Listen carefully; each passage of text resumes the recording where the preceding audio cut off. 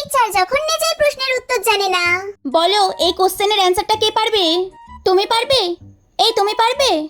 এই রে, আমি তো নিজেই জানি না। বলো এখানের মধ্যে কে পারবে? এই তুমি পারবে? না। কেন? পড়াশোনা যখন করবে না তাহলে কি করতে স্কুলে এসে বসে থাকো? এই তুমি বলো। ধুর বাবা, কেউ তো বলতেই পারছে না। আর যে কতক্ষণ এভাবে চালাবো? আর বেলটাও পড়ছে না যে ক্লাস থেকেও বেরিয়ে যাব। কি হলো বলো? এই তোমরা সবাই প্রাইভেট কার কাছে পড়তে যাও? মিস আপনার কাছে।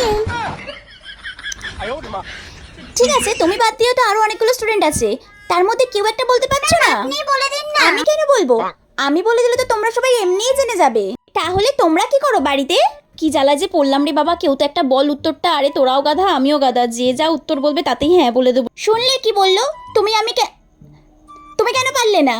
শুনে নাও ভালো করে, কালকে তোমাকে যেন কোশ্চেনটা ধরলে পারো, ঠিক আছে?